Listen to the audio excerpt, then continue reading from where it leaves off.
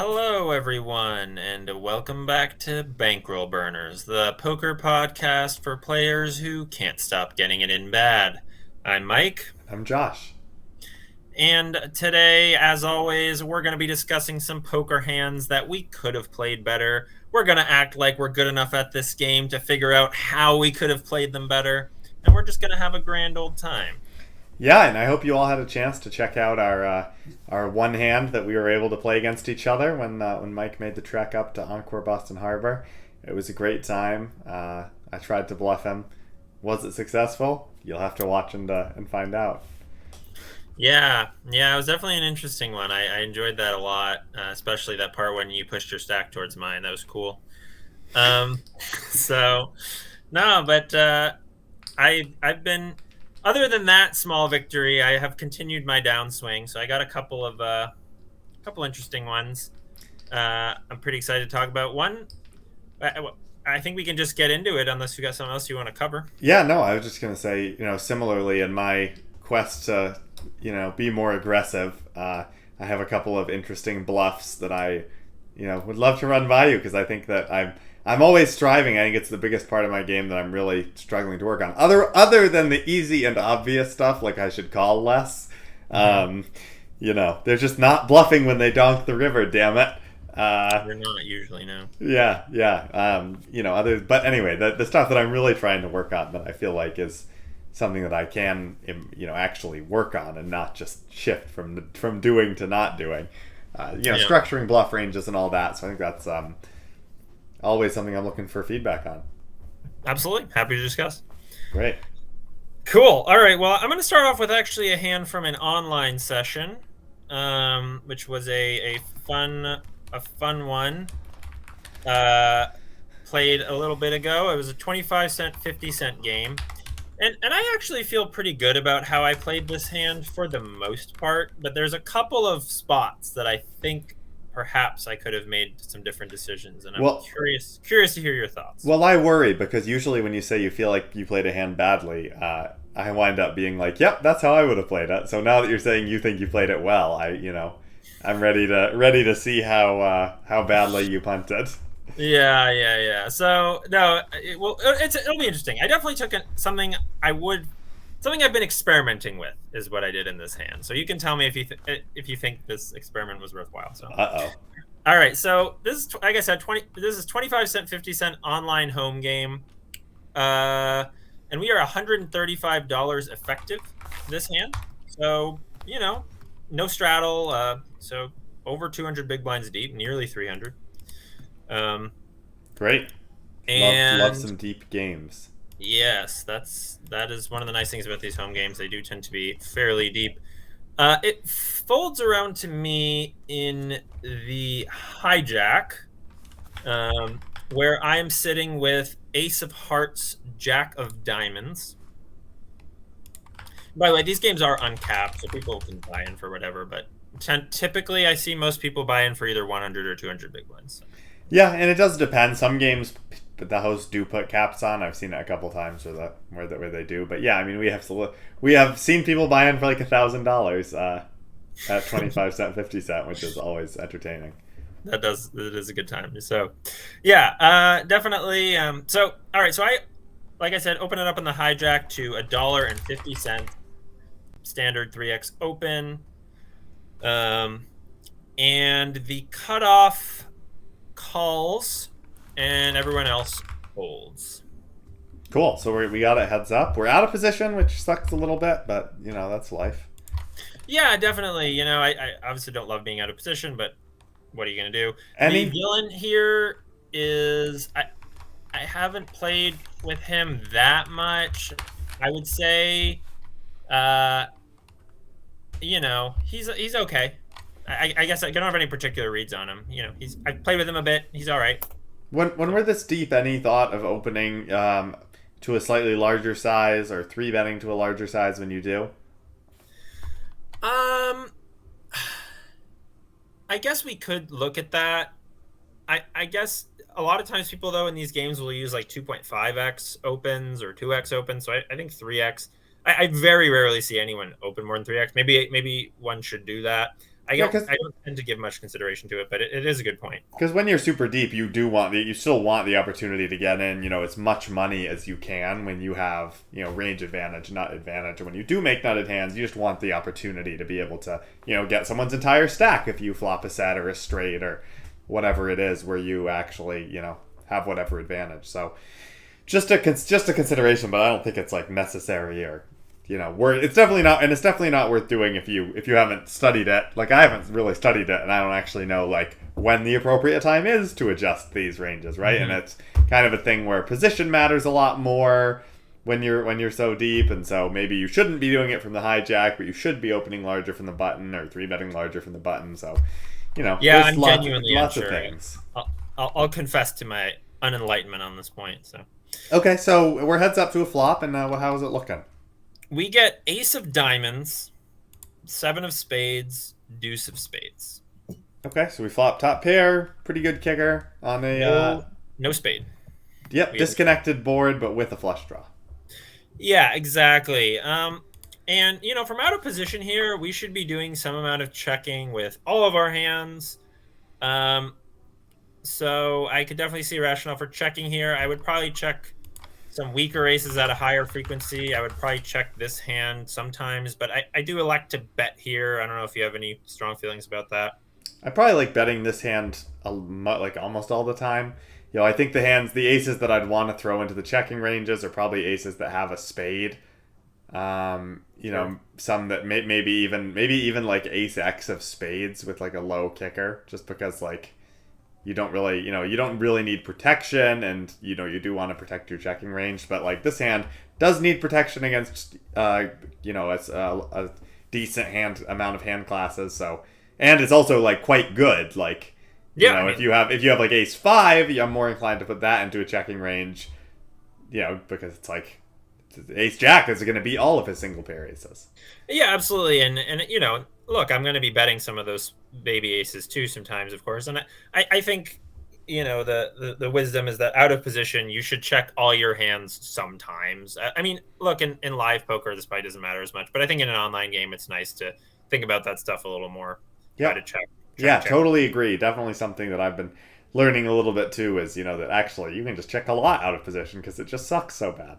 Yeah. So, but we go ahead and bet. We bet $1.25, so about a third pot. Yeah. Exactly a third pot. And the villain now raises kind of an odd sizing to $5.93. $5.93, huh? So they're really that's a strong tell, I think. they really went into the tank on that one. Yeah, I mean maybe that's like they just like clicked 3/4 pot or something like that. Might be like that. But okay, so they raise, so they're obviously repping a very thin value range, and their bluffs likely consist of spade draws, maybe some gutters, maybe some double backdoors, things like that. Kind of depends on how competent this player is. Yeah, and like I said, I think this player's fine. I definitely don't think they're like a total fish or something, but Right. they're not like one of the players who, when I'm in a hand with them, I'm like, holy crap. So Okay. yeah. So definitely, they know what they're doing at least. They're not just clicking Sure. buttons. So yeah. So I don't know. What do you like here? I think I just like calling. I mean, the value range that they're representing obviously has us in very bad shape. Pocket sevens, pocket deuces, and some ace deuce, ace seven suited. But I could kind of get on board for like a small 3-bet also, just to like kind of keep the betting lead. And there are so few value combos, especially if they're this kind of feels like a spot that might be a little bit over bluffed, because there's a flush draw, so someone might kind of take all their flush draws and think, wow, I should raise. Yeah. So given that, there is some rationale to 3-betting, because they really shouldn't. I mean, we have an ace, so they have fewer combos of ace X that are 2-pair, and Correct. There's there only isn't that one much. possible ace deuce and one possible ace seven. Right. So, assuming they're not cold calling from the cutoff with ace seven off and ace deuce off, which it seems like they're probably not, then No, I don't think this player is doing that. I could get on board with sort of a 3-bet here, but I also don't mind kind of calling and proceeding, just planning to kind of check call any brick runouts. Yeah, it's definitely interesting. So this is where I talked about doing some experimenting. So I've been trying to experiment more with three betting the flop more. Uh, with three bet or expanding my three betting range, just like post flop three betting range wider in certain spots. Because it's something I almost never do. Like historically anyway, I've basically always done it with like sets or absolutely like straight flush draws, things like that. Sure. But I'm trying to expand it a little bit. And so I was thinking to myself, like, there's actually a lot to get value from here. Sure. I think, there's so many flush draws, like you said. I really do think on a disconnected board like this, I mean, this is what I was thinking in game, is just this. There's so few value hands here. I mean, there's literally deuces and sevens, and and then the one combo of ace deuce and ace seven. Yeah, my one concern with three betting the flop is, if we think our opponent is ever doing this with a single paired ace, which, some people do, and I think even theory says that you should, thin value raise sometimes with top pair, because of course it is hard to make a pair. You raising from the hijack, your range is not that ace heavy. And I don't want to, I definitely, it would be a real tragedy if we like three bet the flop and our opponent like folded an ace here or on the turn. Like, so that's kind of the one area that gives me a little bit of pause. But like I said, I can definitely get on board with three betting here, because I do think we'll probably get called by aces. We'll get called by a lot of flush draws. That's probably it, is the other thing. Like, it's going to kind of, it might be a little tough to play future streets out of position. Like, if a spade rolls off and, like, our opponent keeps betting, it's like... Yeah, I mean, if we get... Yeah, I know, it's true. It is tricky. And like, I'm not... I mean, one of the problems with experimenting is, like, once you do it, like, you're not... Once you're in it, you're like, well, how do I navigate this? Which is part of why I ended up bringing this hand on the show, was, like, I did end up making a 3-bet here. And I agree with you that there's not like that many hands to get called from. And I also didn't want to like fold out an ace. So I didn't make it that big. I went $14. But I guess for me, like, I definitely felt uncomfortable in this spot.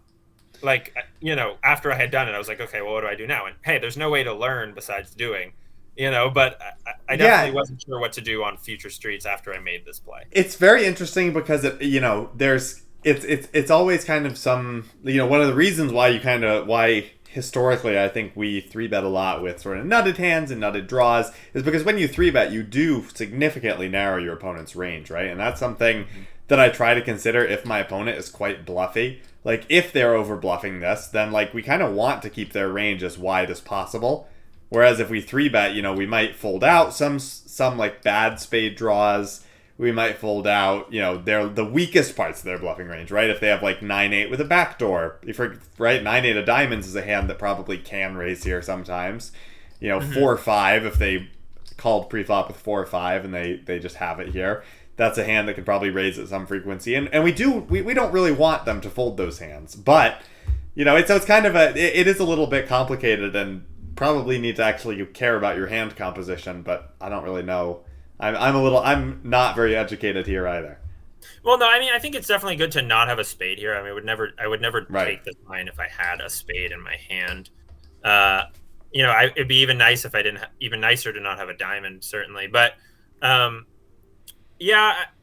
guess in my feeling is like there's just a lot to get. There is just a lot to get value from here. Like, there's definitely that was sort of my thought. Is like, man, if I really stop and think about it, there are just a lot of value hands that are worse than mine in this spot that sorry, not a lot. There are a lot of hands that he will continue with that are worse than mine in the spot. And like, yes, I will be value owning myself sometimes by doing this. But it might be worth the EV anyway, because I think it's going to be harder to extract value from spade draws on future streets, for example. Yeah, and I it's definitely an interesting play, from it. I mean, I think I think 3-betting works well in position sometimes too, to kind of keep yourself, keep your position and betting lead. But from out of position, especially where the last thing you want is like the turn to roll off a brick and it to go check and then like a spade hits the river and you're like, well, that sucks. Whereas here, you kind of have the opportunity to keep the pressure on or evaluate based on what the turn is. Yeah. So I don't know. I think it's all. I feel good about this 3-bet. What I don't feel the best about is I really don't know about the next street. So okay, well let's move on. So it sounds like we make it 14 and our opponent calls. Correct. Correct. Okay, so now there's 32-ish in the pot and like 120 behind, basically. Okay. Yeah. So the turn is now the 8 of diamonds. Okay. So we are now double flush drawed.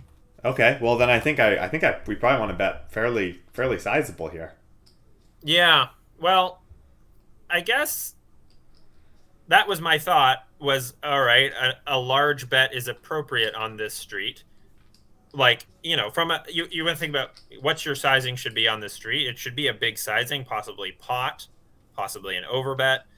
But then I thought to myself, well, I don't really know that I want to take those sizings with this particular hand. So I actually elected to check. Well, it's interesting because there's really like nothing's really changed is the thing. Like, we're still beating all the hands we're beating. We're like we were beating then, and we do still want to like charge those hands. We can get value from, and by that I of course mean we can get value from those hands like flush draws, ace x, and I think a lot of those hands are going to also check back this street. Yeah. Because like you've shown so much strength by three betting, like they might be, and it's so interesting to me how players who don't think about the game would phrase it as I want to get a free card, and players who do think about the game would say they want to realize their equity, and it's really the same. It's really the same thing. We're all coming to the same conclusion, right? But basically, you have shown a very aggressive tendency. You could probably take this line with like aces or a set, and you might be like gearing up for another check raise. And I don't really want it to go check. I agree completely. I think it was a mistake to check the street. I mean, I wasn't sure, but hearing you talk about it, it makes sense that I don't think checking here is correct. I think I want to continue to bet. I think in terms of sizing, certainly if we do an overbet size, I mean, does that set us up for a river jam? Yeah, it does.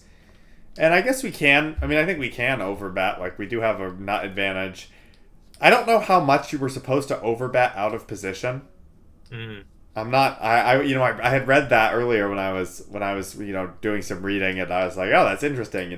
People kind of. It was just kind of a throwaway line where it was like, oh yes, but this overbet sizing is really used more in position. So what are we supposed to do? I don't think the solver likes overbetting out of position as much. So I don't know for how much we're supposed to overbet here, or if we're supposed to just kind of put out a chunky bet, but accept that we're not necessarily playing for stacks. Yeah.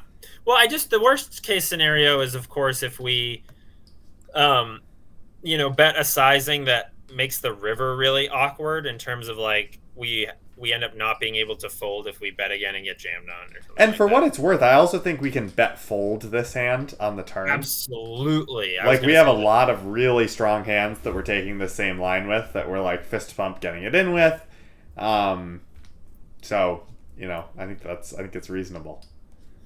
Yeah, absolutely. I agree completely that this would be a bet fold if I had bet it. And in terms of sizing, I think if we take if we bet pot, I think we can it's pretty close to geometric, I believe, on the river. Yep, I think so. Yeah, if we bet 30 into 30, or even if we bet 30 into 32, this could be 92, and we're gonna have 90 left. So yeah, if we just pot at both streets, we can. But hey, are we really wanting to get it in for 250 big blinds with top pair okay kicker? But I think we are, right? Like, if the river rolls off the deuce of hearts, ace 10 is gonna have to call us. Mm-hmm. Mm-hmm. Right? We're not gonna get paid by busted flush draws, but yeah, it's interesting. But it sounds like we checked here, which I think I see your point, and I don't know, once we bet 3-bet, this turn card might be one that we just want to bet with our entire range that we bet 3-bet the flop with, because it really is a pretty nutted range, and this, the turn card bringing the 2 flush draws is certainly one where we want to continue to apply pressure, regardless of whether we have a value or a bluff hand. Yeah, I mean, hey, again, I agree. I think I should have bet here. I think we want to play for stacks. It's just getting comfortable. I'm not used to going this thin for so many big blinds, but you have to start thinking if you're going to be making these 3 bets on the flop thinly, you're going to have to continue thinly on future streets on effective bricks, of course, when there's nut changing cards that that shifts the And equation I think a lot. this is kind of a great example of depolarization, right? Where you're kind of taking this super nutted hand, and you might actually get your opponent to call you down, or you're making this super nutted line, and you might have your, like, if the river rolls off a brick and you jam, like, your line is so nutted, all the draws missed, and your opponent might actually call you lighter. Where it's good to have some sort of, like, not, and this, I wouldn't even call this a middling hand. Like, I wouldn't call this top pair okay kicker. This is basically top top. Right. I mean, he's never going to show up here with ace queen, I don't think. Right. So One would. It's not like you open from under the gun and he decides to flat with ace queen. Like, you open from the hijack, he's in the cutoff. It can be. It should be a 3-bet pretty much all the time. yeah, and if this were a live cash game, they can absolutely have ace queen and ace king, to be clear. But Yeah. in this online environment, so Okay, so we check. It sounds like, and does he check back or does he throw out a bet? he does check back. Okay, so that sucks, obviously, because that's like, I really think he would do this with, like, most of his range except, like, sets. Which I actually don't dislike that aspect of this. The one nice thing about him checking back is I think he is telling me that he does not have a set. Yeah. Which tells me I definitely have the best hand. I mean, I was already pretty sure on the flop, but now I'm very confident I have the best hand. So. Okay. Um, So we're off to the river. I mean, of course, there are players who would check back sets here. I just don't expect that from this particular villain. So, yeah, the river comes the 9 of hearts. Okay, so it's a pretty big brick. I mean, it does, but yeah, I'd say it's a pretty big brick. Like 9-8 of spades, I guess, is the one hand we should be worried about. Mm-hmm. Like, that's pretty much it. If we think he didn't have, like, and maybe some villains, I think, the solver says you can, like, raise some bluffs that are, like, middling pair plus backdoor. So if he had, 8-7, 9-7 of diamond, or I guess 9-7 of diamonds is it. The 8 being a diamond is actually quite nice because, like, it's tough for our opponent to have made 2 pair. Yeah. No, it's true. So, what do you like here? Well, I think I still like to bet. Interesting. I just think, we're still getting value from a lot of aces. Obviously, there are draws that missed, but, like, I don't know. I think that our opponent still might not bluff at the proper frequency after we sort of bet the flop. And like all those ace X, I guess it's pretty much ace 10, maybe ace 5, ace 6. I think that a much bigger part of villain's range is busted flush draws. Yeah. In my mind. But I do think ace X of spades is in there as sort of a busted flush draw. Oh, true. So that's one. If they're just, I have a top pair and a flush draw. I have the nuts. I'm going to raise. Although I don't hate a raise with ace X of spades. Like when top pair is an ace and you have like ace X of spades, so it's also like a nutted draw. I don't actually. I disagree with you. I don't think I would ever raise that hand on the flop. If you have like a raggedy kicker, because I think, you're gonna narrow your opponent's range a lot to hands that are now ahead of you. Right. And that's fair. So I don't really like raising there, but a lot of people do. A lot of people do raise there. So, I guess I felt in the moment, and this might be incorrect thinking, that he most likely had a busted flush draw. I didn't think he was raising that much ace X on the flop. Obviously, some, like we had already talked about. Yeah. But I thought a bigger portion of his range was going to be busted flush draws. Although it's worth noting, a lot of those busted flush draws are now paired up. That's true. I mean, it's not that 10-9 of spade. Like there aren't that many that are paired up. But to be fair, I don't really know what his cold calling range looks like. Yeah, that's true. I mean. Yeah, it's 10-9. I guess it's just 10-9 for the most part that's paired up. Maybe like king 9. Yep, and then 9-8, of course, now beats us. But yeah, so I guess I can get on board with like just check call. But I have my live poker hat on a little bit too much, where I kind of think I'd much rather bet fold than check call. Oh, for sure. In a live game here, I don't think checking could ever possibly be correct, unless you have a particular read on some villain and they're very bluffy. But in a live game here, this is just a slam dunk value bet. Although I don't know that I'm bet 3-betting the flop in a live game either. So, okay. So although I might depends on the villain. But okay, we're off topic here. Yeah, I do elect to check. I think betting's interesting. If you were gonna bet, what sizing would you take? I mean, we'd probably have to bet on the larger side just again because all the draws missed. Like I do think we can get paid off by like ace X after the turn goes check check. Like even for a relatively large size, I think like any ace X is just gonna have to kind of shrug call. Do you think there's any merit to blocking so that we'd still get that extra value from the ace X, but then we may induce some bluffs from missed draws? I don't really like blocking to block call a whole lot, especially with a one pair hand. Like I don't know. I think if you're gonna like take a block sizing, you kind of need to like balance it appropriately with like strong value and like bluffs. And this is kind of like a.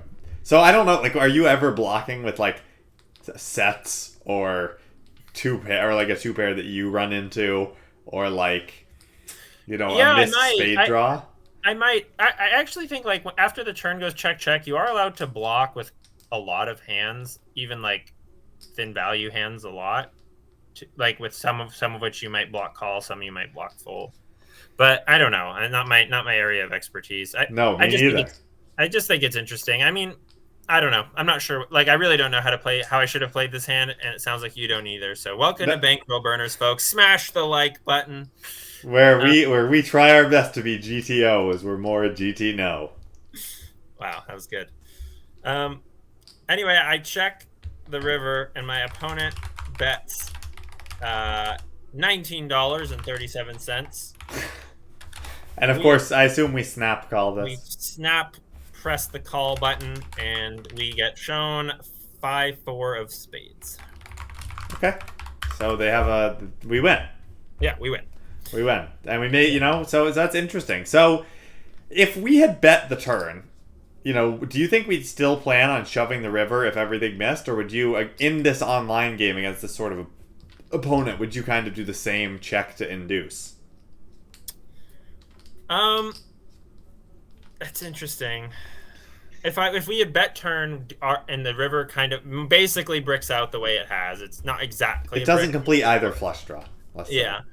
Are we sticking in our stack to try and get called by worse ace X? Yep. Or are we checking to try and induce? Because if you still feel that his range is going to be more weighted towards either a spade or a diamond draw. I don't know. I guess it's nice to.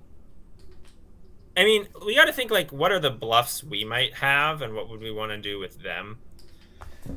Like, if we had gone bet three, bet the flop, pot turn. I guess we probably have some sort of combo draw if we're doing that, or maybe pair plus draw of some kind. Like, I don't even know what that would be. Yeah, I mean, like 10 jack of spades, maybe, that, Yeah. turns a gutter to go along with the flush draw.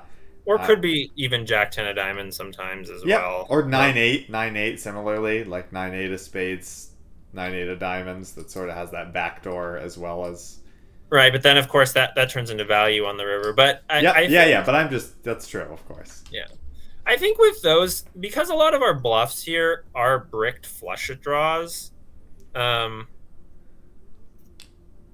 the thing is, like, the jack 10 makes it straight as well. So, yeah, it's like, what even bluffs do we have?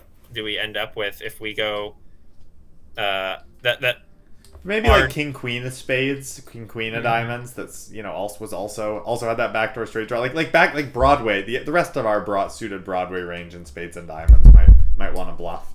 So I actually do like checking river and giving up with those bluffs, because we're blocking our opponent's draws. Right. So, and we're even like we had something like queen 10 or something like, that's like blocking their, although we probably aren't doing this with queen 10. So never mind. I was gonna say you were blocking like ace 10, but, yeah, I think that I would give up with a lot of my bluffs on this river. So maybe I am checking with, maybe I'm going like pot turn to set up, a river jam, but then checking. I mean, it feels weird, but It does feel weird. One of the reasons I think is like if the spade draw completes, then like we're jamming our bluffs and now we're not jamming like what was previously our value. Well, we'd probably still jam sets. Right. Um, Yeah, I it's don't an know. interesting hand because we have this Weird. sort of one pair little dinker. Maybe I'm not supposed to bet 3-bet the flop, and that's why this conversation's so hard. Maybe it was That I just mean that maybe talks a little bit to why bet three betting the flop is often done with a more nutted range because it actually kind of gives us a good pathway to future streets. yeah, definitely interesting. Well, But alas. hey, we won. We made a chunk of change. So how wrong can we be? Exactly. If you win, you did it right. I've heard that. Yeah. So, yeah, I feel like the lesson there is I just shouldn't have bet 3-bet the flop. So. All right. We Okay. can move along. What do you got for us, Josh? So I've got a session from 1-3 at Encore Boston Harbor. I've been playing, still trying to split my time between Encore and like Chasers. Just playing different games, feeling it out. Usually Encore is a 1-3, and Chasers I try and get into the 2-5 if possible. It was pretty today, for example. There was 2 tables of 2-5 running, but one of them was a must move. And at one point there were 3 people at the must move, so we were playing 3-handed for a while, which was quite fun. I haven't played a lot of short-handed poker. It's like, I had top pair against a better top pair and just kind of like had to call 3 streets because I was like, well, this sucks. Like, Yep. It's blind versus blind. What am I supposed to do? Fold my ace? Like, Yeah. don't think so.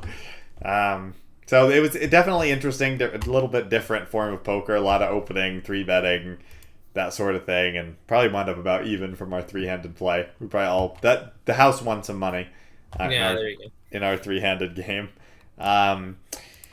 So in this particular hand at Encore, there's 1 limper from under the gun, and I raise it up to 15 from the cutoff with ace-5 of diamonds. Okay. We love our suited aces here at Bankroll Burners, and if anyone tells us otherwise, we will not be listening. And the effective stack here is about $600, so about 200 big blinds in this game. Great. Again, deep stacked poker. We absolutely love it. So not quite deep stack, but deeper stack. Deeper. It's fair. It's above the max buy-in. So. Yeah. Okay. And we get 2 callers, the big blind and the limper. Okay. And you said the limper was under the gun. Under the gun +1. Under the gun. So we're fine. going 3 ways. We're in position. It's nice that the button didn't call us. All right. And there's about $50 in the pot. Yep, 45 because the big blind was one of the callers. And then, of course, Encore takes a disgusting rake, as we all know. And the flop comes out. Queen of clubs, 8 of clubs, 4 of spades. So we break it. Whiff, big whiff. Huge whiff. And it checks to me, and I think it's probably prudent in this situation to check back. Yeah, I think so. I've heard tell, shout out to the Upswing Poker Podcast guys, that just a piece of advice that I, really am trying to adopt is stop making low equity bluffs in multi-way pots and low stakes live cash games. So yeah, it's interesting because even in terms of heads up c-betting, I've been trying to actually think about like my continuing range for value, for bluffs, a little bit more than maybe in the past where, people kind of went, it felt like what I had read initially and what I had thought was, I raised pre-flop, I c-bet. And now it's more like, well, actually, you raised pre-flop and the board is better for you, or you have equity, blah, blah, blah, blah, blah, right? Mm-hmm. Like, there's more to it. So I check back.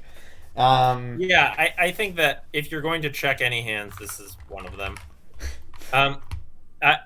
I do think that at some frequency, like especially heads up, you might want to consider this as like a kind of nice triple barrel candidate in the way that like you unblock all of your opponent's like call folds. I don't know. It's just something you can sometimes think about doing at very low frequencies with hands that like completely whiff the board from a suited perspective and don't block any of the draws.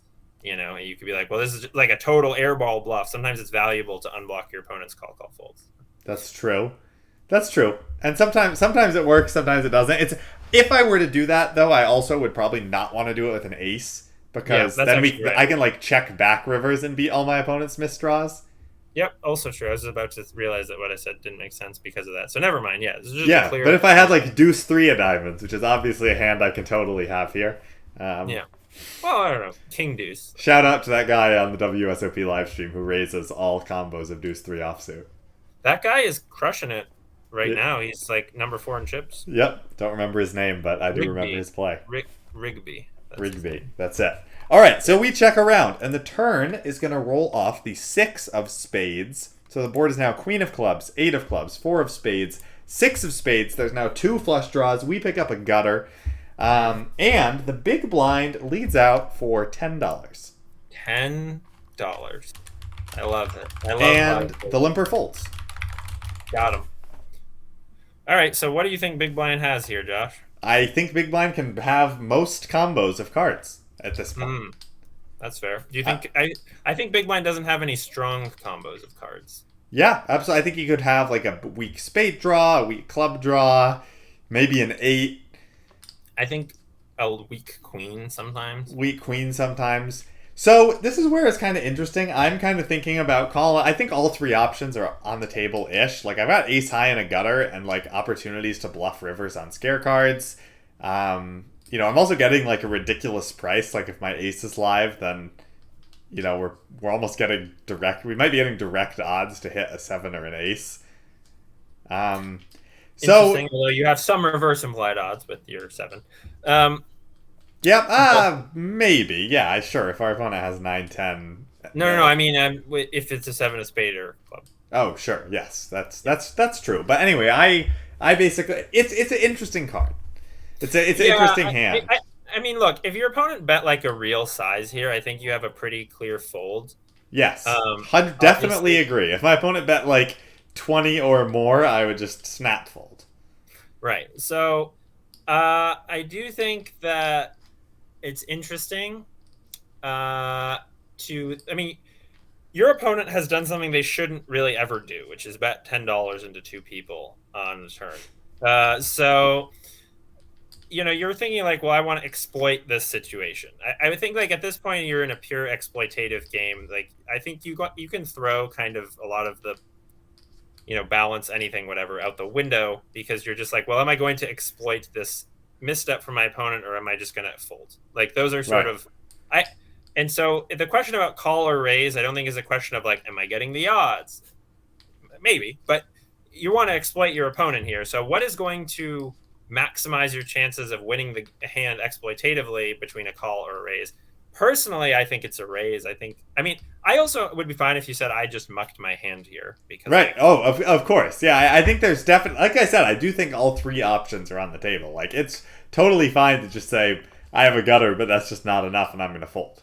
Yeah, and but I think you can go for a double barrel bluff here. I think calling and then bluffing river is going to work sometimes too.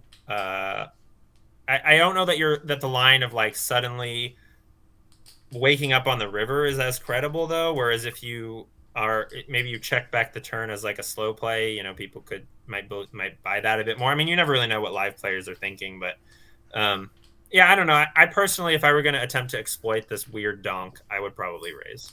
Yeah, it's interesting. I think you're probably right that raising's better. I was just kind of thinking, I was kind of thinking in game, like, wow, this price is like so good that I should just call and like hit my hand, like try to hit my hand because he is just laying me a really good price. And like, sure. I'm not even convinced that the optimal strategy against like a 1/5 pot lead is to fold here. Just because you do have such like he really is just giving you such an absurd price. Yeah. I mean, you think about it, like you have 7 outs, but you have to realize that, like, I do think some of those outs are dirty sometimes. So I don't know. I don't really think you're getting the right odds to just call. Maybe. Yeah, it's interesting, but like, our opponent can't have both flush draws. Sure. So I call, but I think you're probably right that raising and then like continuing to barrel. I mean, it's also interesting because, what kind of cards are we going to continue barreling? Are we going to try and represent one of the flushes? Or, is it better for us if we don't, like, if the flush doesn't complete? I think that probably Yeah, it's interesting. I mean, what's a more credible story? Like, probably a more credible story is not. I think maybe if the back door flush completes, we could bet. But I think if the front door flush completes, we probably have to shut down. Yeah, it's Um, just it's very interesting of that, and that was also kind of going through my head of like, well, if we raise here, what kind of cards are we continuing on? But anyway, I call, and I think so let's see, I call. and I think you could also double barrel bricks too. So. Oh yes, I mean definitely. I think barreling bricks makes a lot of sense. But again, like maybe that just lends itself more towards a fold where I've got I've got ace high, which is like it is a hand. It is like I can show down ace high and be good sometimes. If Yeah, I mean, if like I raise, he calls, and it goes check check on the river on a brick. yeah. Sometimes, I mean, I think that most. Like, I know I said sometimes your outs are dirty, but I don't think they're that dirty. I think for the most part here, he has a pair. Right. I think that's generally what this bet says. So the river, it comes a pretty interesting card. It's a 4 of diamonds, so it pairs the bottom card. I don't really think. I think it's basically a brick. I don't really think either of us should ever have a 4 here. I agree. It's a brick. Yeah. And he now goes ahead and continues betting for $20. Hmm. Well, he's sized up here, which actually is like it means something. It means he still likes his hand. That's true. Yeah, but I kind of am thinking like, can I now raise and like rep a big hand? Like when he takes small sizing in 2 consecutive hands, like what is he really repping? Like I unblock all the draws. I like so here's what actually went through my mind. When he bet 20, I was thinking like, wow, like this is such a weird sizing, both flush draws bricked.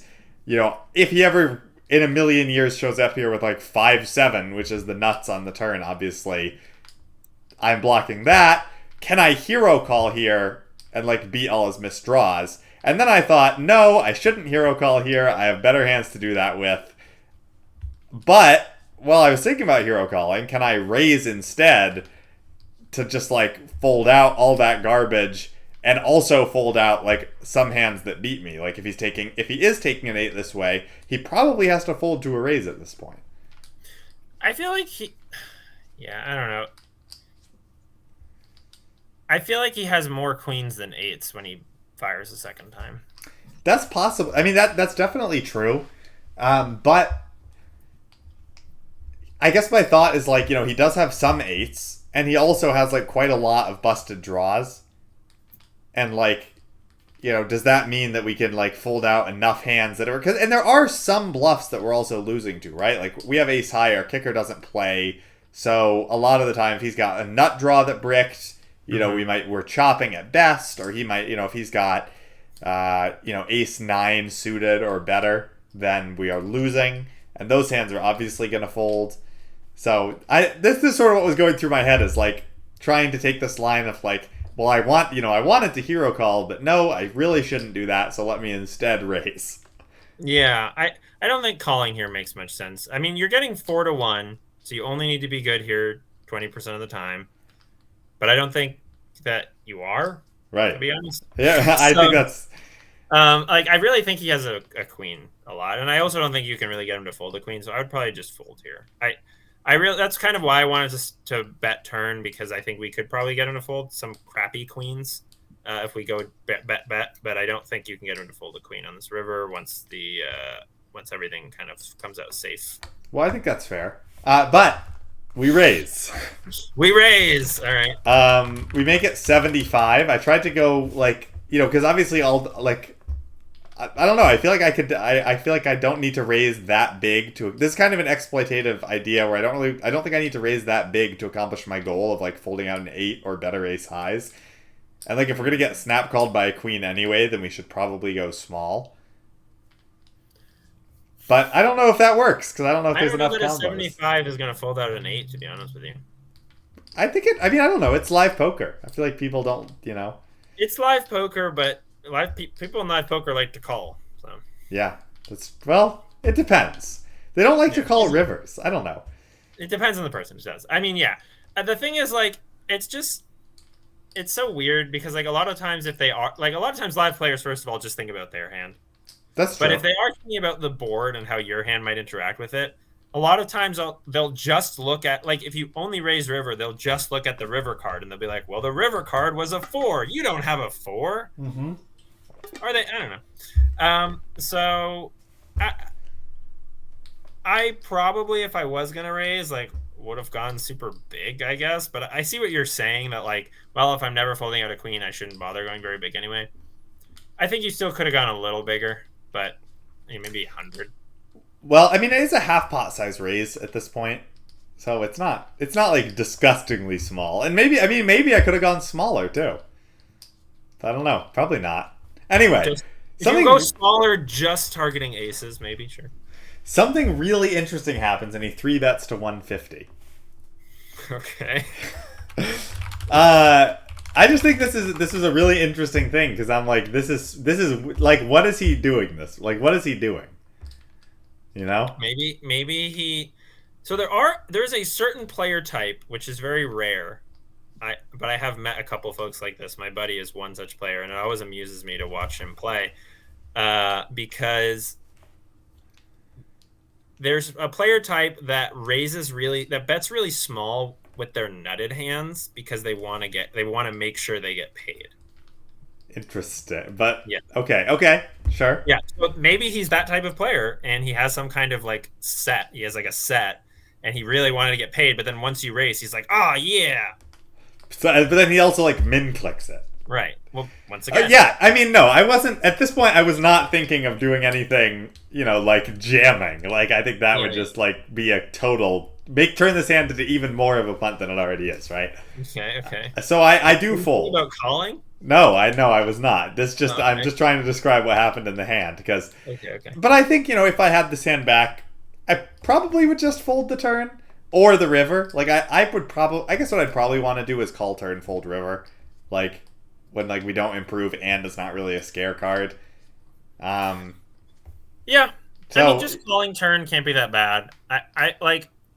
I'm not the most exploitative type of player, so I don't know that I would have gone like raise turn, bet river, but I think that maybe that might be the best line really against like such a small little lead. Yeah, and you do have equity too if you're called on the turn, at least some of the time, and you can check back sometimes when you make like a middling strength showdown hand. But anyway, we do fold, and he turns over 5-7 of hearts.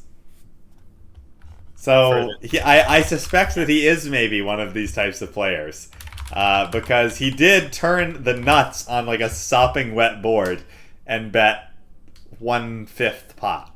Mm-hmm. Yeah, I told you. I once asked my buddy. I was like, "So what's with that bet sizing?" Like I once watched my friend go, who he flopped 2 pair, and on in a 1-2 game, and like a $20 pot or 20 whatever, and he bet $10 on the flop, which is fine, and then he bet $10 on the turn, and then he bet $10 on the river, and then his opponent called him down with just like some random ass 1-pair hand, and he flips over his 2-pair, and I was like, what was that about later on? And he was like, oh well, I didn't want him to fold. I had a good hand, so. And you said, wow, that's a great idea. I said, I can't argue with that logic. You can, but you probably shouldn't.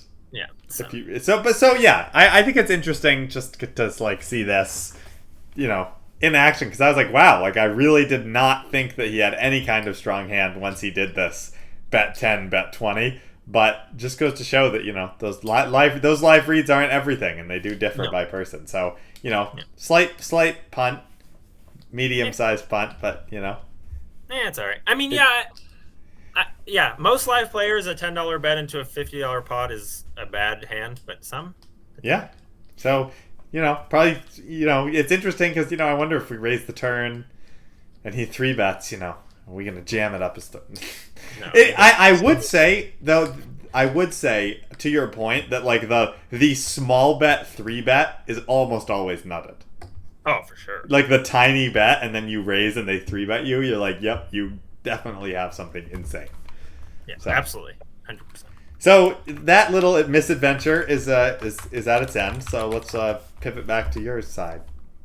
All right, so I have a fun one, which is, I would say, like, the option. This is a really exciting hand for me to go over. I was thinking about it like as I was writing it down, because like I think that at any point in this hand, I could have folded.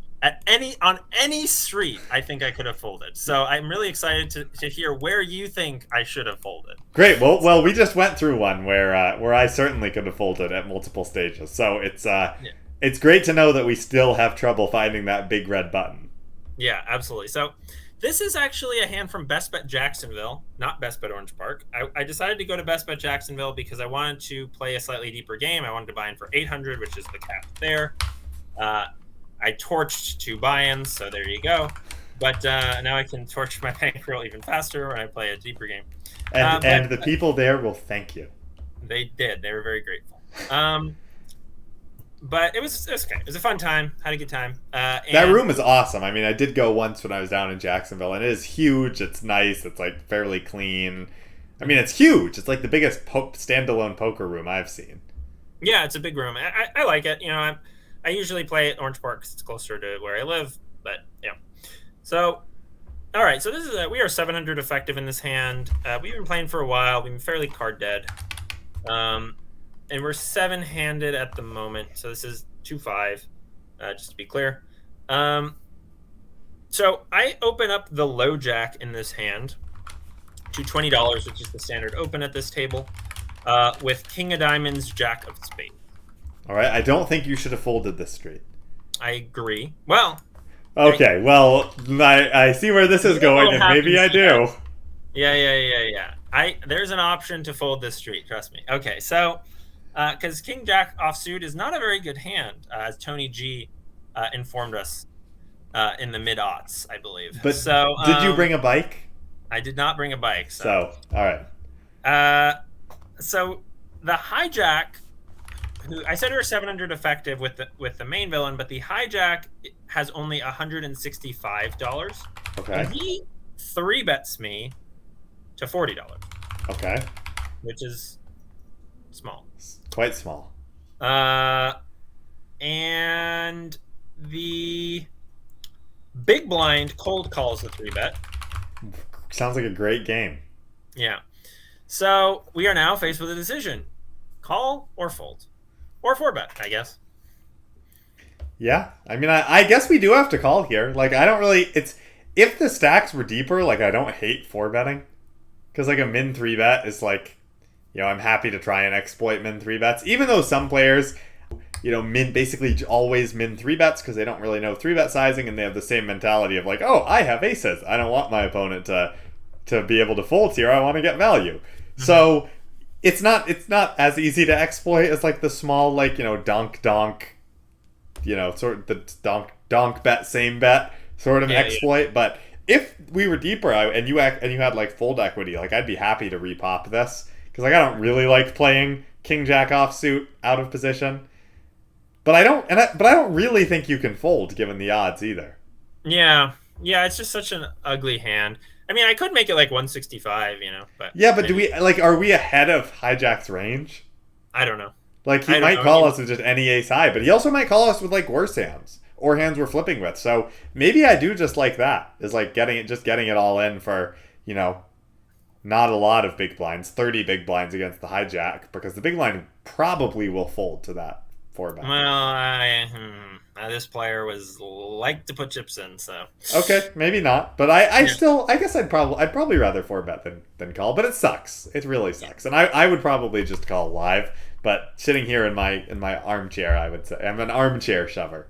Mm-hmm. Yeah, I mean, I think 4-betting here is probably God, I don't know. This guy was kind of tightish, so I think 4-betting might even be a bit of a punt. So, but if he's super tight, then we can also fold. He's not super. I didn't think he was super tight. I hadn't been playing with him for that long, but I got the impression that he wasn't loosey goosey. So. Okay, sounds good. So sounds like we call, which I think is fine. Yeah. Ish. Maybe we just fold pre. Tell us in the comments. Fold pre. Let us know. Just let us know that the fold button does exist. Yeah. All right, so we're off to a flop. There's 125 in the pot. We are now 660 effective. Hijack's got like 120 behind.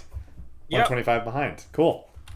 Yeah, and it's just 120 in the pot. The big blind. Oh, thank you. Yeah. So the flop is Jack of Clubs, 7 of hearts, 3 of diamonds. Jack of clubs, 7 of hearts, 3 of diamonds. Yep. Fairly disconnected, all in all. It's just a couple gut shots. And does the big blind check? The big blind does check. Well, that's good. I think we should check here too. Yep. I don't think there's ever any merit to betting. And the hijack goes ahead and puts his stack in. Okay. 125, basically, 125, right? yep. Pots it. Yep. Basically. And the big blind calls. Okay. After some deliberation. Okay. This wasn't a snap call. Okay. What do we do? I think we have a pretty straightforward call, to be honest. Then we are going to have to play a dry side pot, which... But I think that's okay. Like, I don't... The thing about dry side pots is I think they're not that, like, difficult to play, especially live. Because, like, if the big blind... If we call, and if we go to the turn and the big blind bets, like, any amount, we can just snap fold. Mm-hmm. Because, like, you just... Like, I just don't think that, like, you can... Like, you just shouldn't be... Like, we just shouldn't be calling because you really shouldn't be bluffing into a dry side pot. Right. I mean, unless he has just, like, a worse value hand. But that's difficult. Yeah. Like, is he going to take Queen Jack for value? Right. Maybe. Yeah. Well, okay, we're getting ahead. So I do a call. I do think we do have to call. I mean, I don't think we can fold here with top pair, good kicker. We are ahead of parts of the hijack's range. We're definitely ahead of the big blind's range. Yeah, I mean, hijack could just be spazzing here with, like, 9s. I don't really think we can raise either against the big blind. It's like, that's also really hard to balance, because we would then also be basically raising into a dry side pot. Yeah. So, like, how do we balance that properly? Because, like, you know, if you have, like, 8-9 with a backdoor here, like, we'd probably just have to fold because we can't, like, we don't have any fold equity for the hijack, obviously. Yeah, we have to fold that in. So. Yeah, you're right. So, I don't know. We just have to call. So, I just call, I guess. I guess if you think I really can't fold. I think it's too tight to fold, especially as you've described them. Hijack is a short stack who just has, like, definitely has just random hands in his range, I think, like 10s, 9s, ace king, ace queen maybe. Mm-hmm. And big blind loves, quote, in your words, loves to put money in the pot. Then no, I don't think we can fold our top pair. Yeah, so okay, we don't fold. We call. And so now there's basically 500 in the pot, and there's basically 550 behind. Yeah. Close enough, close-ish. Yeah. Okay. The turn is the 9 of spades. Okay, so it doesn't really... That shouldn't change anything. Yeah, it brings in 10-8, and that's it. And it also completes the rainbow, is that right? Yep, completes the rainbow. So also good.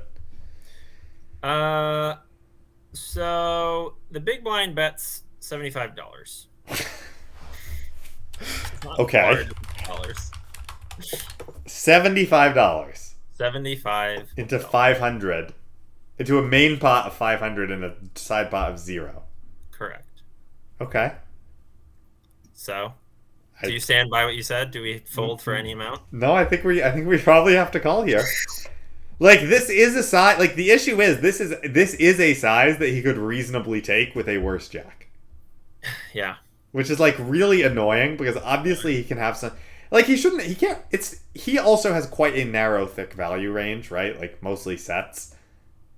And I don't know, is he cold calling a 3-bet with, like, Jack 7 suited? Or Jack 9 suited? Yep. 7-3 suited? This player for sure. 7-3 now, I don't. 9-7? I really don't know what hands this player was folding. I'm not sure. Okay, well then yes, I do think we have to call, right? If the player is as described, like, we are fairly high up in our range. Sure. I mean, I don't know if we're fair. I mean, we can have ace jack. We can have sets. Yeah. I guess maybe we're not high up in our range because, like, we wouldn't call the flop with, like, any draws, basically. Because, like, we'd have to have called with, like, a gutter plus a backdoor. We probably have, like, the only worst hands we have here are probably, like, Jack 10. And Queen Jack. But that said, like, for 7, like, again, it's such a, just, like, super small bet, like, and he can be doing this with worse value. that we should probably have to call. But it's a dry side pot. I don't know. And Yeah. I know, I realize that, and I guess I couldn't fault you if you just like folded. Yeah. Well, I called. Okay, and I really think that's fine. Like I find myself in these situations often too, and I think it's important to not be results oriented. Where like you think, wow, I lose so much when I call here. Like I'm always behind. But like you need to win like 1 out of every 9 times. Yeah. No, for sure. Do you beat both players once every 9 times? Like, I think so. Like, yes, that means you lose 8 out of 9 times, which is like bad, and it means you will probably lose. But given the odds, because like this is definitely something I've noticed is that so many live players just don't know how to bet size because they go by absolute size. Like this is kind of a common thought, right? Is it's a lot about absolute bet size, and then you just you just wind up getting laid insane odds to call, and you're like, well, I guess I call here, and then you call and you always lose, right? That's definitely happened to me in situations where I'm like, yep, your 10-6 for 2 pair beats my aces, like damn. But it's like, yeah, he bet a quarter pot, like, yeah, and yeah, as long as you are winning, whatever percent of the time you need to win, it's fine. So. Right. So that's my 2 cents there is, and maybe because it's a dry side pot, we're not beating both of them that often. Maybe 1 out of 9 times. Yeah, I don't know. Close. It could be. I think probably we are. But all right, so we call, and the river comes the 8 of spades. Okay, which is not a great card for us. No, because now any 10 is a straight. Okay. And the big blind bets $125. I do think we can fold here. You think? I just don't at this point. I don't think the big blind has enough hands left that we beat. Yeah. Like if we wanted to, like he has Queen Jack now, and that's it. Yeah. Right. Jack 10, Jack 9, Jack 8, Jack 7. Which I mean, all those hands. Which if he plays all those hands, and like that's a lot of. There's probably more Jack X than I mean. There's definitely more Jack X that beats us. Because I assume he's mostly playing with these suited varieties of these hands. Yeah. One would think. Sorry, my dogs are barking. That's okay. Yeah. No, absolutely. I agree we can fold. And I do fold, Josh. I finally find the fold button. Well, I think this is the street to do it. Because like the other thing about calling turn is like we can have the river go check a lot and win. Right? We can just like win a lot of rivers when he checks and like gives up or stops betting his worst value. But once he keeps betting on the river, his range is just like I think it's a lot stronger. Yeah, I agree. And I do fold. And he shows down 10-8 of hearts. 10-8 of hearts. For the turned straight. Well, good on him. Do you get to see what the hijack had? No, he looks at the straight and then sadly mucks his cards. Okay. Which makes you think he had like aces or something. But. Yeah, I mean that's interesting, but it's like it kind of depends on how bluffy the big blind is too, right? Like, because like there are multiple types of guys who like putting chips in pots. You know what I mean? Because if he could do that, if he's doing it with 10-8 of hearts, if he's making this call on the flop, then he's obviously doing that with like basically all of his other gutter plus backdoor flush draws at least. And then like, is he taking the same line with like 9-8 or 10-9 on the turn when he picks up a pair? Like, honestly, possibly. Yeah. Right? Like he might just take second pair and like spaz bet it for the same price. And then yes, all of those gutters are now also beating us on the river. So when we kind of think about his range after seeing his hand, then it kind of feels like we made the right decisions. Yeah, you're probably right. I thought it was a pretty funny hand, and I was like, I felt like folding on all the streets, and eventually I had to. But yeah, I don't know. This guy was a fun guy to have at the table. Well, that's good. I mean, that is always good because players who like that's the best kind of game, right? Like some people complain that too many people call their flop bets. They're going to move up in stakes to where people respect their raises. But it's like, you want to be seeing... Like, it's actually the same concept as pot odds, right? It's like, yes, if you're in a pot with 4 other people, you're going to win fewer pots. Which just means you need to adapt and play stronger ranges. And when you do win pots, you will win larger pots. Yeah. So yes, when you run bad, it sucks, it sucks, it sucks because you feel like you lose every pot because you do. And then you win like a disgusting amount of big blinds in a day because you actually start winning those giant multi-way pots.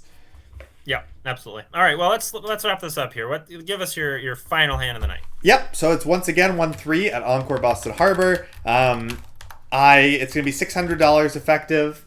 So about 200 big blinds. This is a rare time that I made a table change. I usually especially in a 1-3 game, they're pretty good regardless of where you are. But sometimes it just gets too nitty. Like it definitely, and this is what happened last night when I played at Encore. The table I was at had a number of great action players. Eventually, they all either busted or picked up and were replaced by people who were not giving action. And I heard a loud ruckus coming from another table. So, of course, I swapped over there, where apparently I had just missed the crazy action of like 4 finance bro buddies going all in blind against each other every hand. But was still a much better game, and a lot of people wound up sitting down for better action. So, just some context there. In this hand, the under the gun and under the gun 1 players both limp. I look down next to act in middle position with king queen of diamonds. I raise it up to $20. Decide to size up a little bit because of the 2 limpers. Obviously want to try and get it either heads up or like 3 ways against them. I don't really want anyone behind me coming in because I'm out of position to many of them. We raise KQDD from MP to 20.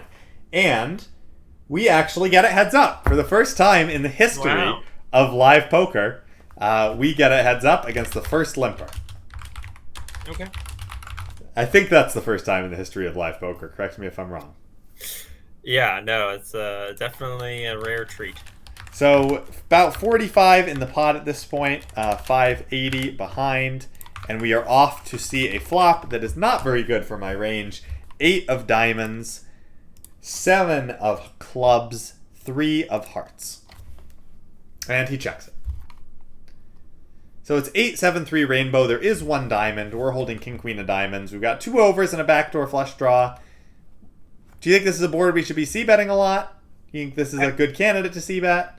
I think it's absolutely a board we should not be c-betting a lot. It might not be a never c-bet board. You can probably c-bet it with some hands, certainly. I mean, there's no like possible straight, for example. True. So it's not like it's that connected, but it's pretty connected, particularly with like a limp calling range. I mean, a lot of time. I mean, yeah, those guys will have a bunch of offsuit broadways they like to play, but you're ahead of those hands anyway, and they're drawing pretty slim against you. So. I would feel fine to just check this back. Yep, I do check it back. I think that we also, like, even if we want to be betting like some of our broadways, I think you're right that it's probably better to choose the ones that we like lose to some of his offsuit Broadway combos. And as it happens, those hands are also the ones that have more equity. Like if we have, right, like King Jack, Queen Jack, Jack 10 of diamonds, when we start betting, we have more equity against his calling range. Because we have gutters, backdoor, and like better backdoor straight draws, and to go along with backdoor flush draws. Yeah. And obviously we have some like actual draws like 10-9. We have like some strong hands like 2 pairs, sets. But yeah, I think even checking back an over pairs here some of the time is okay. Yeah, agreed. So okay, you go ahead and check it. Yep. And the turn is now a much better card for us. It is the 9 of diamonds. Although that does introduce some possible straights. It is a very straightening card. But it gives me now 2 overs and not the nut flush draw, but a flush draw, and he checks again. So I think it is likely he doesn't have a straight or 2 pair. Yeah, I think this would be a spot where he could definitely like. I mean, I think he very rarely has a strong hand here once he checks a second time. I mean, yeah, some guys are going to slow play it. And you could probably... I mean, you're going to have equity against a lot of his slow plays anyway, so even if it goes bet raise, you can probably just call the raise, getting odds if they have big raises. So I really like betting here. And in terms of sizing, I mean, we're looking at like $40 in the pot, so... I don't know. I might... take a larger sizing here because I think he's much more likely to have if he's going to continue, a lot of his continues are one pair type hands. Sure. I mean, yeah, he's going to have some gutters too, but he might like, you know, those are hands you're ahead of anyway. He's going to continue with a lot of them to a small bet, so maybe you should bet smaller to try to. Well, no. That doesn't make any sense. So yeah, I would bet large here. Yeah, I agree. I think we kind of want to set up for like a bet on a lot of rivers, like because we're gonna fold out basically the hands that we're beating at this point, and the hands that are just calling us are likely going to be, maybe some weak 9x, maybe some 8x. That's probably it. Like maybe something like 7-6 that's now picked up a straight draw in addition to a pair. But yes, I agree. I do take a large sizing. I bet 35. Nice. And he calls. Cool. Pretty quickly. Yeah. Yeah, okay. Well, that's a bit of a tell a lot of time. I mean, I think the most likely hand he has here is pair plus straight draw. Okay. Just given the board texture. That's just he has so many hands that are like that. 10-8, 9-8. Or sorry, 10-8, 10-9, 7-6, 10-7. So now the river is going to come off a pretty interesting card. It is the 10 of spades. It is... So there's now a 4-liner to the board. The board is 8-7-3, 9-10. We picked up a backdoor diamond draw, which bricked out, so there's no flush possible. There's obviously a 1-liner to a 6 and a jack, and he now checks. Yeah, I mean, this really connects with his range, like, really well. Like, he is just likely to have a lot of hands here that won't fold, or might even raise. Maybe. I mean, I don't know. I think if he has, like, a lot... The thing is, like... So part of my thinking here is, like, I should have a lot more, like, Jack X than he does at this point. Like, I think that I can start betting a lot of Jack X that, like, picked up a gutter plus overcards on the turn, and he really should never be calling with, like, just Jack X, right? Like, just a gutter, basically, on the turn against a large sizing. So, yeah, I was kind of thinking about, like, sort of nut advantage. I'm also blocking a lot of, like, Jack X. Like, sure, yeah. King Jack and Queen Jack are probably two of the primary candidates he has that are Jack X. He probably, he can't really have Jack 10. I mean, it's tough for him to have Jack 10. As you say, people do have slow plays, but you would think that, like, when they slow play, they may wind up, like, donking river a lot of the time. Mm-hmm. So I don't know. I still felt like his range was fairly capped when he checked river. Like, I feel like that's definitely a thing a lot of live players do is, like, I mean, as we know, right? Check, call, donk is just the most nutted range in history. Yeah, from a low stakes live player. Yeah, I guess I'm not really worried about him having a straight. Like, he does have some, like 7-6 is obviously like his most likely straight, I think. Yeah. But I'm much more concerned about him having a lot of two pairs. Yeah, because a lot of those hands we talked about that he's calling the turn with, which is like pair plus straight draw, are now two pair hands. But I think it's pretty much like 10-9 and maybe some 10-8. Like, you have to, like, he did limp under the gun. Like, he limp called from under the gun, which, I mean, do people limp with different ranges from under the gun versus late position? Who knows? I can't get inside their head. I wouldn't assume. But it is, he doesn't have that many combos, I guess, is the key, right? He has like two combos. Even if he plays all of them, right? He's got two combos of 10-9 suited and two combos of 10-8 suited. Yeah, but I mean, you don't think he has 10-7 here sometimes? I don't know. Maybe sometimes. But also, like, he also has two combos of that, so that's still not a lot. He might even have like 9-8 and 8-7 that don't. Probably not 8-7, but he might even have 9-8 that doesn't check raise the turn because he's afraid that you have a straight. Like, I don't know. But I think that hand would also be betting the turn, right? He check called the turn. But right. I guess, yeah. It's hard to know when people play scared of straights. But I mean, I see what you're saying. Like, if he just has like ace-7 or something, or ace-8, like, those are hands that you can pretty easily get to fold. Well, and the other thing is, hip those like offsuit raggedy aces. I would say also, if it's the player type you're sort of talking about, where they are scared of the straight and so don't put money in, like, a large bet here is probably going to get them to release a bad two pair. That's true as well. If it's, and I don't think this guy's that type of player. He's more of like an ABC reg, maybe a little bit on the aggressive side, versus those sort of like super scared. The type of player that will literally like snap fold a set if you bet when the flush completes. Yeah, They're absolutely. like, oh, you caught your card, didn't you? I wouldn't say he is one of those players, so I do suspect he probably would have bet out two pair or better or raised up to this point. So, I'm kind of thinking, and looking at it now, I mean, kind of the thought I had, and one of the reasons I wanted to talk about this is because I feel like this is actually a pretty good spot to, like, overbet the pot pretty significantly. Because, like, I just don't think he should have Jack X other than, like, the occasional Jack 9. Hmm. And, like it's just so hard for him to call with just a Jack. I guess like Jack X of diamonds, but there also aren't really that many combos of Jack X of diamonds since I have King Queen of diamonds. Right. So I'm just blocking like a lot of good jacks, and I don't think like I think I am allowed to bet a lot more jacks on the turn than he is allowed to call. No, I think that's actually really good logic, and I actually, especially if you make a chunky bet like this, you can even fold out some of his stronger like two pair type hands. And of course, I mean, if he just has a raggedy ace here that has a pair, he's going to fold it. So, like, I think you're not going to get 7-6 to fold, Right. obviously, and you're not.